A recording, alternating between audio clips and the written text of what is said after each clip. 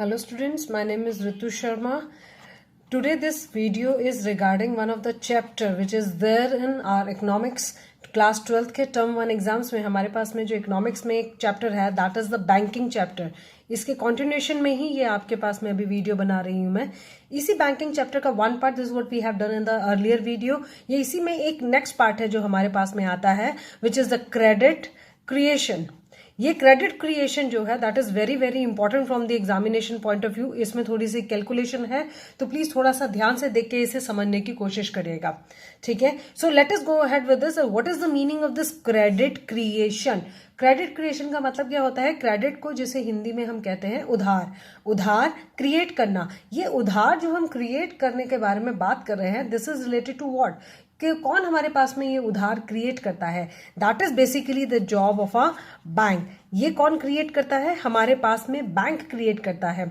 Earlier what was there in the earlier time, जहां पर भी जहां से भी जिस भी तरीके से भी मनी फ्लो हो रहा था, अर्लियर आप लोगों को पता होगा जमींदार वगैरह होते थे, वो भी एक तरीके से हमारे को लोन देते थे। Loan is what? Loan is basically आप क्रेडिट क्रिएट कर रहे हैं। That means you are lending the money, you are lending money on some interest. Interest वाला फैक्टर जो होता है वो इसमें इन्वॉल्व होता है। तो यहां पर अब बैंकिंग क्या कर रहा है? बैंक जो है that is also lending money. वो क्या कर रहा है? मार्केट में मनी फ्लो कर रहा है विद थ्रू लोन्स। ये उसका वन ऑफ द फीचर होता है। यही हमने कहा था कि एक बेसिक जो फंक्शन है which a bank needs to follow. अगर आप लोगों ने फर्स्ट वीडियो देखा होगा तो आप लोगों को अच्छे से याद होगा। बैंक के लिए नंबर 1 उसका फंक्शन, इंपॉर्टेंट फंक्शन कौन सा होता है? That number 1 is accepting deposits and number 2 is what? Number 2 is lending loans. अब इस lending loans में अगर मैं बैंक के बारे में बात करूं तो ये किस तरीके से काम करता है, इसका क्रेडिट क्रिएशन का ये काम सीखने के लिए there are few things which we need to remember. इसमें यहां पर हमारे पास में कुछ एक अजम्पशंस आएंगी जिनको कि हमें पहले कंसीडर करना पड़ेगा। On the basis of these assumptions only हमारे पास में ये बैंकिंग क्रिएशन का पूरा कंसेप्ट हमें क्लियर हो पाएगा। क्या अजम्पशंस है क्रेडिट क्रिएशन की? जब बैंक आपके पास में, अगर आपको याद हो तो आपने ये जो फर्स्ट चैप्टर करा था जिसमें आपने मनी फ्लो करा था, late me give you one example from that. हमने कहा था कि कुछ भी मनी जो होता है वो इकोनॉमी में कैसे फ्लो करता है? It is from A to B, B to C और सी टू डी। इसी तरीके से पूरी की पूरी इकोनॉमी में मनी चेंजेस हैंड्स। जितनी बार भी money is changing hand, what happen in this case? इस केस में क्या होता है कि गुड्स एंड सर्विसेज का एक्सचेंज होता है। गुड्स एंड सर्विसेज एक हाथ से जाएंगे तो दूसरे हाथ से क्या आएगा? दूसरे हाथ से मनी आएगा। So this is how the money changes hands in the whole economy. जितनी बार भी मनी के पास में मनी का एक्सचेंज हो रहा है, मनी आपके हाथ से जा रही है, उतनी बार ही गुड्स एंड सर्विसेज का ट्रांजैक्शन हो रहा है। And what is the basic assumption in the case of a credit creation over here? The number 1 basic assumption यहाँ पर ये होती है कि अगर सपोज यहाँ पर ए ने बी को 100 रुपए का कुछ गुड्स एंड सर्विसेज दिया तो बी के पास में कितना पैसा आया? बी ने इसको गुड्स एंड सर्विसेज इसको दिया, देन 100 रुपए का यहाँ पे ट्रांजेक्शन हुआ। 100 रुपए यही जो सी के पास गया, सपोज सी में think of keeping some amount as a saving. सोच सकता है it is he will act like a prudent in person. तो इस 100 के बदले सपोज वो क्या कहेगा कि मैं इकोनॉमी में या मैं अपनी ट्रांजेक्शन के लिए 20 रुपीज की मैं सेविंग कर लूंगा। कर सकता है ना वो? यस, वो कहेगा कि ये 100 रुपया जो मेरे पास में आया है इसमें से मैं 20 रुपीज की सेविंग करूंगा। And what about the 80 rupees? 80 rupees को वो इकोनॉमी में लेके आएगा। That means he will use this 80 rupees for the transaction purpose. Transaction purpose के लिए वो इस 80 रुपीज को यूज करेगा। 20 रुपीज को उसने एज अ सेविंग क्या किया? यहां पर मैं ये मानूंगी कि ये जो 20 रुपीज है he has kept it in a box. ये बैंक में अगर लेके आएगा तो बैंक में तो फिर से मनी फ्लो में वो ये वाला पैसा आ जाएगा। 20 rupees where is he keeping? He is keeping this 20 rupees in a box with himself. ये इकोनॉमी में फ्लो नहीं किया। So the first assumption here is what, कि यहां पर जो सेविंग है वो कोई भी इंसान नहीं कर रहा है। एज इट इज एक A to B, B to C, C to D जो है सारा का सारा सेम मनी ही ट्रांजेक्शन में पूरा का पूरा फ्लो कर रहा है। And one more thing is here the whole term, आपके पास में जब भी पैसा आएगा what that person is going to do, he will more or less today or tomorrow he will indulge the money, he will indulge himself with the bank. उसके bank के साथ में ट्रांजैक्शन होगी ही होगी. तो यहां पर बैंक को हमने सेग्रीगेट नहीं किया हुआ that he is dealing with the private sector bank or he is dealing with the public sector bank. Here what we are going to consider that all the banking units are same. That means मैं अभी आपको credit creation समझाते हुए जितनी बार भी bank word का use करूंगी that means I am talking about whole bank as one single entity. I hope that this point is very much clear to all of you. अब इसके बाद में हम स्टार्ट करते हैं कि ये क्रेडिट क्रिएशन होता कैसे है. देखिए, आपको अगर याद हो in the last video also I have told you कि बैंक के पास में जब डिपॉजिट आता है, मैंने कुछ इसी तरीके से समझाया था आपको. बैंक के पास में जब डिपॉजिट आता है तो वो आगे एज अ लोन दे देता है. सपोज अगर उसने डिपॉजिट करा, किसी ने बैंक में 1000 रुपए डिपॉजिट करा है, so bank will give this amount as a loan. लेकिन बैंक की अपनी कुछ एक फॉर्मेलिटीज हैं. ये क्या फॉर्मेलिटीज हैं? It is in regard with the few guidelines which has been issued by RBI. RBI time to time अपनी गाइडलाइंस इशू करता है या उसकी कुछ रिजर्व रिक्वायरमेंट होती है, कुछ इसी तरीके की फॉर्मेलिटीज होती है जो कि बैंक को कंप्लीट करनी पड़ती है. सो इन दिस रिगार्ड आपको सबसे पहले क्या पता होना चाहिए? आपको सबसे पहले ये पता होना चाहिए that we are talking about here in regard to the formalities. ये कौन सी फॉर्मेलिटीज है? It is basically in relation with the various ratios which the banks are supposed to maintain. Listen, this is very very important from the examination point of view. आपके MCQ में ये question आ सकता है. ये कौन सी ratios होती हैं and what is the definition of that? ये किस चीज का रेशियो जो होता है, किस चीज का परसेंटेज हमें रखना होता है, ये सब पॉइंट आपको पता होने चाहिए. So the number 1 ratio here is the cash reserve ratio. Cash reserve ratio क्या होता है? This is basically CRR. इसको हम क्या कहते हैं? CRR. It is what? It is the ratio which is been CRR is basically the ratio which is been prescribed bye RBI. RBI किसको prescribe कर रहा है? आरबीआई बता रहा है कमर्शियल बैंक को. So it is basically the percentage of what? It is the percentage of deposits. Please ये deposit words आप अच्छे से याद रखिएगा. ये किसका परसेंटेज हमें यहां पर कैलकुलेट करना है? It is basically the percentage of a deposits which they are suppose to maintain. How are they supposed to maintain this? They are supposed to maintain this deposit in the form of cash with RBI. ये वो वाला deposit है जो कि percentage of deposit का वो specific percentage है. ये वो वाली रेशो है जो कि उसे आरबीआई के पास में डिपॉजिट करके रखना पड़ता है. आरबीआई अगर उसको 4% कहेगा तो 4% ऑफ इस डिपॉजिट उसे एज अ CRR आरबीआई के पास में रखना पड़ेगा. The second ratio is SLR, जिसको हम कहते हैं statutory liquidity ratio. Statutory liquidity ratio, SLR. What is the meaning of a statutory over here? Statutory means governed by law. Government, जिसे government ने दिया है, which is a legal kind of a thing. Liquidity ratio, that means whichever bank is there in the existence, उसको SLR maintain करके रखना पड़ता है at a specific percentage which has been given by whom? RBI ही ये वाली percentage भी describe करता है कि आपको इतना परसेंटेज इसका मेंटेन करके रखना पड़ता है. एसएलआर जो होता है दैट जनरली रेंजेस बिटवीन 19, 20 या 21% के करीब होता है. General, I am just giving you an idea. I am not saying कि आजकल इसका ये रेट चल रहा है. ये अप्रोक्सीमेटली इतना रेशियो होता है ऑफ डिपॉजिट. एंड सीआरआर कितना होता है? सीआरआर इज बेसिकली 4% और 5% और एट द मोस्ट 6%. कुछ ये इतना रेशियो ही इसके आसपास चलता है. So what is this SLR? SLR is again the percentage of deposit which the banks are suppose to keep in the securities described और prescribed. जो भी आरबीआई ने कही हैं, हम उन्हीं सिक्योरिटीज में ही इस पैसे को, इस रेशो को करेंगे. और इसका डॉक्यूमेंट्स वगैरह सब कुछ किसके पास में रहेगा?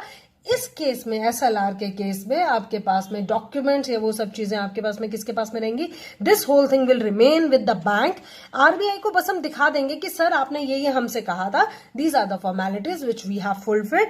डॉक्यूमेंट्स किसके पास में रहेंगे? इसका सब कुछ हमारे कमर्शियल बैंक के पास में रहेगा, जिसके बारे में हम बात कर रहे हैं। Where as in the case of a CRR, ये रेशियो जो परसेंटेज ऑफ अ डिपॉजिट है, ये एग्जैक्टली किसके पास में जा रहा है? ये हमारे पास में, ये आरबीआई के पास में जाएगा। इससे कुछ भी रिलेटेड हमारे पास में नहीं रहेगा।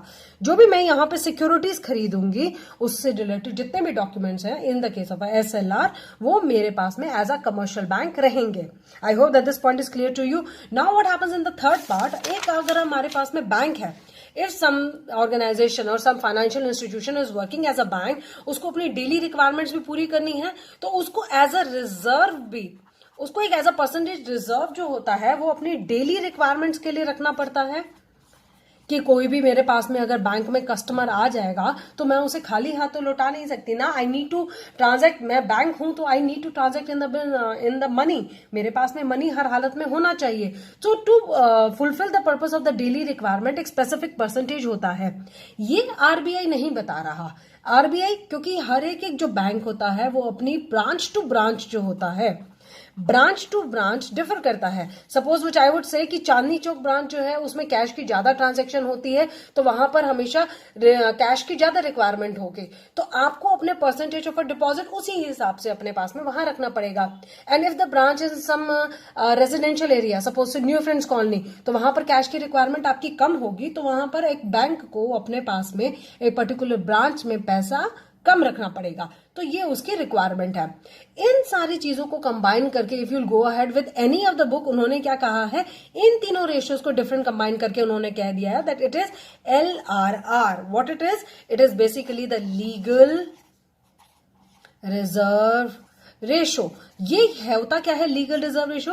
It is indirectly the combination of all these ratios जो एक पर्टिकुलर बैंक को अपने पास में मेंटेन करके रखना पड़ता है। That fraction, that particular ratio is been called as LRR। ठीक है, तो यहां पर अगर मैं पूरा का पूरा एज्यूम करूं, let me go ahead with one of the example. हमें कुछ एक प्रैक्टिकल एग्जांपल करना पड़ेगा। So let me take that in this case the LRR इज 20%। कितना है? 20% है। Now let us start. What happened that in a bank, suppose the deposit has been made. I'm taking the easy figures over here. मेरे पास में, me as a bank, मेरे पास में डिपॉजिट किया गया 1000 रुपया। ठीक है, अब मुझे अपने पास में कौन कौन सी रिक्वायरमेंट मेंटेन करके रखनी पड़ रही है? मेरे पास में मुझे सीआरआर मेंटेन करना है, मुझे एसएलआर मेंटेन करना है, और मुझे अपनी डेली रिक्वायरमेंट भी मेंटेन करनी है। उन सारे मेंटेनेंस को, उन सारी रिक्वायरमेंट्स को कंप्लीट करके मेरे पास जो पैसा बचेगा, what am I suppose to do over here? Bank को उस पैसे का क्या करना है? बैंक को करना है क्रेडिट क्रिएट करना है। As I have already told you that we need to create a credit. तो मैं क्या करूंगी? मी एज अ बैंक, मैं एक specific percentage as a LLR रख लूंगी, और उसके बाद में मेरे पास में जितना भी पैसा बचेगा उसको मैं एज अ लोन मार्केट में फ्लोट कर दूंगी। अगर मेरे पास में LRR 20% है, तो मतलब मेरे पास में रिजर्व कितना हुआ? यहां पर let me give the heading as LRR। 20% of the 1000 कितना हुआ मेरे पास में? 1000 मल्टीप्लाई बाय 20%, दिस इज 200। अगर बैंक को 1000 रुपए डिपॉजिट में से 200 अपने पास में रिजर्व रखना है, तो मेरे पास में बैलेंस कितना बचा? 800, which the bank can float as a loan in the market. ठीक है, और हमारे पास में हमने कौन सी अजम्पशन करी थी? हमने अजम्पशन ये करी थी, that too I have told you on the first page itself, कि कोई भी इंसान अपने पास में सेविंग नहीं कर रहा। ये जिस भी इंसान को हम एज अ बैंक, किसी भी इंसान को जिसको हम लोन दे रहे हैं, be it a company, organisation, business, individual, what are they doing? They are indirectly, because this rupees, if I'll take this example in crores, I'm not giving him in a cash. वो क्या करेगा? इसको, जो उसके पास में अपना branch होगा, वो इसको एज इट इज उसमें डिपॉजिट करा देगा। आपके हाथ में कैश नहीं दिया जाता। It is the something which is been credited into your account. आपके अकाउंट में ही तो जाएगा 800 करोड़ रुपीस, हाथ में नहीं देंगे ना। So and what is another assumption which I have made in this case, कि बैंक जो है सारे के सारे यूनिट्स को we are going to consider one only.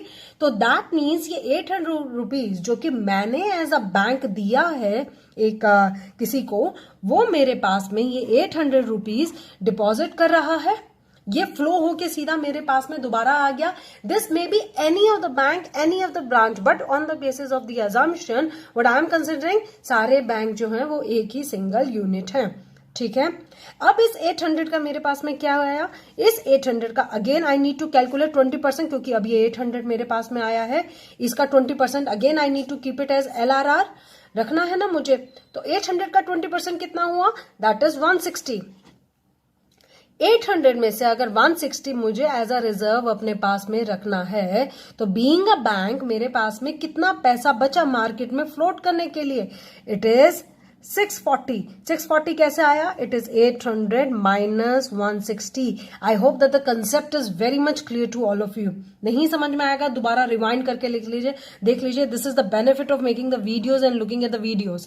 640 again on the basis of the same assumption, ये मेरे पास में दोबारा बैंक में डिपॉजिट हो गया. 640 के ऊपर again the same thing will apply कि मुझे इसका 20% जो है वो एज अ रिजर्व रखना है. In this case it would be 128 rupees. 640 minus 128 कितना आया मेरे पास में, it is 512. This all money is there in crores. ठीक है. इस तरीके से आपके पास में ये पूरा का पूरा मनी है, तो money will definitely flow into the market. ये पूरा का पूरा आपका चेन जो है ये चलता रहेगा. ये चेन मुझे कहां तक चलाना है, मैं किस लेवल के कहां तक इस बारे में बात करूंगी कि ये चेन कहां तक चलता रहेगा. It all depends. जब मेरे पास में, प्लीज ध्यान से सुनिएगा, this particular thing will stop when मैं ये कहूंगी कि जब ये मेरा इनिशियल जो डिपॉजिट है that will become equal to this LRR. देखिए अगर मैं फर्दर कैलकुलेशन करूंगी, this 512 will again come into the bank, again उसका LRR होगा, अगेन उसका लोन चलेगा. ये पूरा का पूरा जो सर्कल है that goes on till the time the initial deposit is equal to the LRR, the reserve total. That means मेरा ये सर्कल तब तक चलेगा कि जब तक ये जो 1000 रुपी है इन सब का टोटल करके जिस टाइम मेरे पास में 1000 रुपी आएगा, तो 1 मिनट के लिए मैं इस सर्कल, इस पूरे के पूरी सर्कुलेशन को 1 मिनट वहां पे स्टॉप करूंगी, because we need to do some sort of a calculation in this. क्योंकि अगर ये डिपॉजिट LRR के इक्वल होगा तो there must be some amount which would come over here also. 800 plus 640 plus 512 इस तरीके से एड ऑन करके सपोज मेरे पास में बन के आता है 5000. This amount is greater than this thing. अब मुझे यहां पर ये क्यों कैलकुलेट करने की जरूरत होती है, यहां पर again I will tell you one thing कि ये पूरा का पूरा सर्कल कहां स्टॉप हो रहा है, जहां पर मेरा डिपॉजिट और LRR इक्वल है. This is very very important from the examination point of view. MCQ में आपके पास में ये क्वेश्चन आ सकता है. तो आपके पास में आएगा how much is the total, आपके पास में जितना भी डिपॉजिट है, जितना आपके पास में, जितना यहां पर आपके पास में टोटल करके आएगा, वो मेरा इनिशियल जो डिपॉजिट है वो कितना बन गया है, उसको हम कहेंगे इनिशियल डिपॉजिट 1000. और इस तरीके से ऐड करके सपोज मेरे पास में आ जाएगा 6000 हो जाएगा ना पूरा का पूरा. Yes, it would be 6000. 1000 plus 5000, यहां पर 6000 आ गया. इनिशियल 1000 जो हमने इनिशियल डिपॉजिट स्टार्ट किया था उससे मेरा टोटल डिपॉजिट कितना बन गया. So what it means that here in this case the total deposit which is equal to 6000. कहां से बना ये 6000, with the initial deposit of 1000. This 1000 initial deposit has become 6000. That means it has multiplied by 6. ये 6 times आपका multiply हो गया है. So in this case, what this 6 will be called as? This 6 will be called as the money multiplier. This is important from the examination point of view, that what is the meaning of this money multiplier? Money multiplier refers to the process of creation of a credit by the commercial bank with the help of all the deposits and LRR. Money multiplier is what, जो कि हमें deposit और LRR की वजह से जो हमारी पूरी कैलकुलेशन हुई है, और उस कैलकुलेशन में मेरे पास में इनिशियल 1000 डिपॉजिट से स्टार्ट होके इट हैज कम टू 6000. तो ये कितने टाइम्स बढ़ गया? It has increase to 6000. तो ये मेरा 6 टाइम्स बढ़ गया है. So this particular term would be we will use this term as a money multiplier. Money multiplier का मेरे पास में जो फॉर्मूला बन के आता है, that is money multiplier is equal to 1 divided by LRR. ये फॉर्मूला जो है ये आपको बहुत अच्छे से ध्यान रखना है, ठीक है. And what is this LRR in this case? इस केस में LRR आपके पास में 20% है. 20% है तो आपके पास में यहां पर LRR की जगह you are going to give the percentage which is been given in a question, उसको यहां पर फिक्स करेंगे and then you will have the answer as the money multiplier. The same thing is been given. अगर आपके पास में with God grace that you are getting the objective type question in this case, आप इसमें क्या करेंगे? इस question में आपको क्या याद रखने की जरूरत है कि that every percentage here is been calculated on deposit. Deposit के बाद में ही आपका लेंडिंग वाला पार्ट स्टार्ट होता है, और उसी के बाद में यहां पर आपके पास में एक सर्कल फ्लो होता है, और उसके बाद में there would be the some calculations which we are supposed to do. I hope that this concept is very much clear to all of you. In the next video, we will go ahead with the new topic which is related to the banking chapter only. And if you still feel any kind of a problem, you can very well contact me and you can have a word with me. Thank you. My mail ID is ritu.ve@gmail.com. Thank you. Thanks a lot.